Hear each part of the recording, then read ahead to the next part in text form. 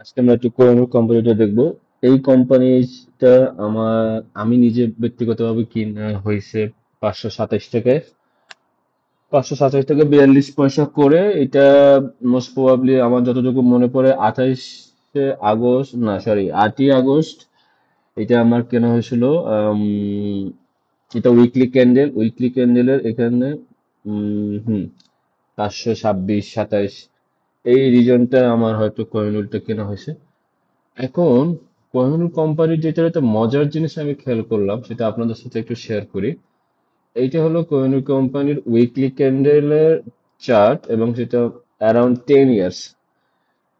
10 years weekly ক্যান্ডেলে দেখলে আমরা এটা দেখতে পাচ্ছি, এখানে আমি কিছু আগে কিছু পার্সেন্টেজ মেনশন করে রাখছি। এই পার্সেন্টেজ গুলো হলো এটা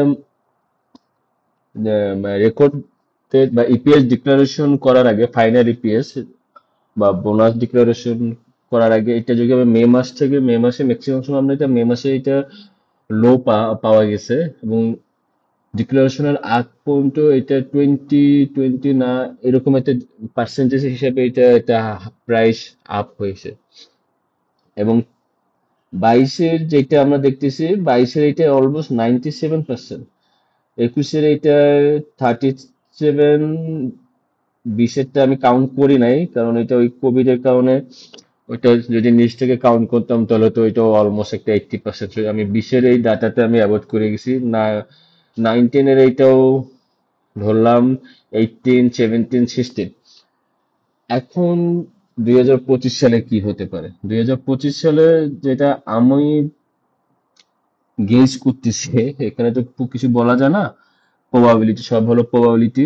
তো আমার হিসাবে বা আমি যেটা প্রবাবিলিটি গেস করছি, এটা যদি 636 এই প্রাইসের লেভেলে যায়, তবে সেটা 35% প্রাইস হাইক হবে।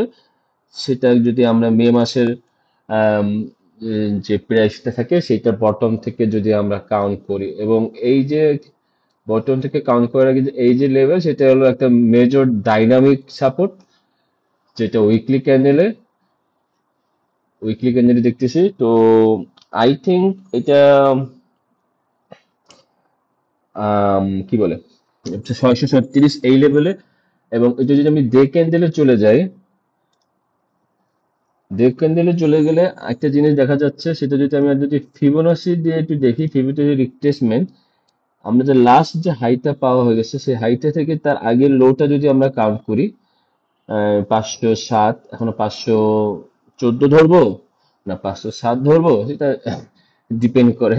আমি 7ই ধরলাম। 507 ধরলে সেটা 50% রিট্রেসমেন্ট অলরেডি কমপ্লিট।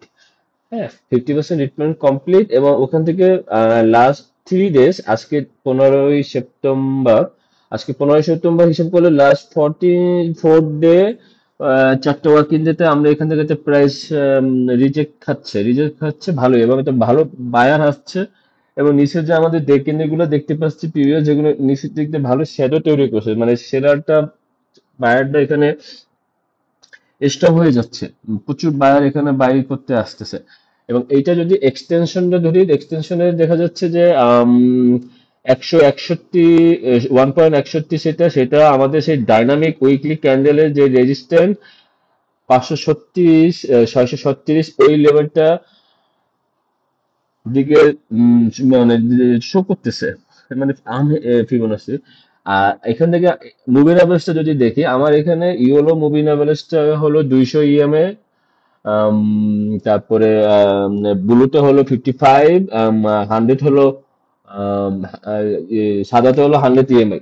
তো প্রাইস 200 ইএমআই এর উপরে অলরেডি আমাদের ক্যাপ প্রাইস হোল্ড করতেছে, তার উপরে 55, 200 কে ক্লোজ করতেছে, এবং 100 তো ক্লোজ করে গেছে।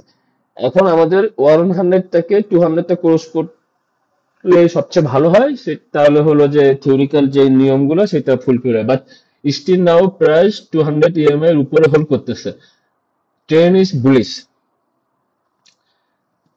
এখন এটা হলো টেকনিক্যাল দৃষ্টিভঙ্গি, এবং আমরা যদি এটা উইকলি দেখি, তাহলে 10 ইয়ার্স 10 ইয়ার্স যদি দেখি, যে huge time. is going to maintain a uptrend. আমরা শুধু কোহিনূরকে যদি এই ট্রেনের উপরে বা এই ডাইনামিক সাপোর্ট রেজিস্ট্যান্স এর উপরে বেস করে যদি আমরা পজিশন ট্রেডিং করতাম, it's not trading, it's position trading, এটা এক একটা হোল্ড হতে পারে 1 সপ্তাহ, 2 মাস, 3 মাস, তাহলে আমরা 20-30% এবং কোনো কোনো ক্ষেত্রে 97, 3 মাসে এরকম হতে পারতো। তো আমার মনে হয় আপনারা এটা একটু এইভাবে দেখবেন। এটা T+2 বা T+3 যাই বলেন, ওই ওই হিসাবে না।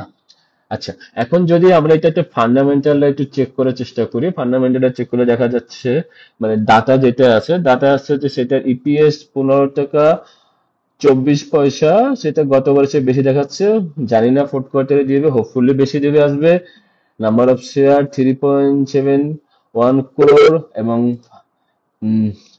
ওর ডেপ্থ 0, আর market paid up authorize capital 50 কোটি, মানে 5 কোটি পর্যন্ত ও শেয়ার হতে পারে। কিন্তু এখন আমাদের একটা মজার ব্যাপার হলো, আমরা যখন ডিএসইএফ এটা রিচেক করি, রিচেক করে দেখা যাচ্ছে Kohinoor company 24, 23, 22, 21, 20, 19 almost every year 10 থেকে 15% স্টক ডিভিডেন্ড দিয়ে যাচ্ছে, সাথে তো ক্যাশ ডিভিডেন্ড রয়ে গেছে। এখন আপনাদের এটা হলো পার্সোনাল একটা ডকুমেন্ট, এটা শো করতেছে আমার কোহিনূর কেনা 1050টি 527 টাকা 42 পয়সা করে। তো আমি চিন্তা করতেছি এটা 536-এ আমি প্রফিটটি করব বিফোর, যদি এটা তার ডিক্লারেশনের আগে চলে আসে, আর মার্কেট যদি সেরকম ভলিউম পায়, ওর যদি ভলিউম ইনক্রিজ থাকে, তাহলে এটা আমি আরো হোল্ড করার ট্রাই করব। আলটিমেট টার্গেট আমার হলো 840। ইন্ডেক্স যদি 6200 দিকে চলে যায় নভেম্বর, ডিসেম্বর বা before January, February, I hope ও এখানে আসবে। আর এখনকার যেটা সামনে যেটা আসবে এই মাসে বা সামনের মাসের ভিতরে, যে ওর যে ইপিএস ডিক্লারেশন বা বোনাস ডিক্লারেশন, সেইটুকু ভিতরে তো আশা করি 636 মিনিমাম। আর যদি কোনো একটা ভলিউম পেয়ে যায় তাহলে তো 700 থেকে 750। এই দুই এই দুই রেঞ্জের ভিতরে আমাদের চিন্তা করতে হবে যে আমরা এখান থেকে কি করব, সেটা ডিপেন্ড করতেছে ভলিউম এবং প্রাইজের উপরে। ধন্যবাদ সবাইকে।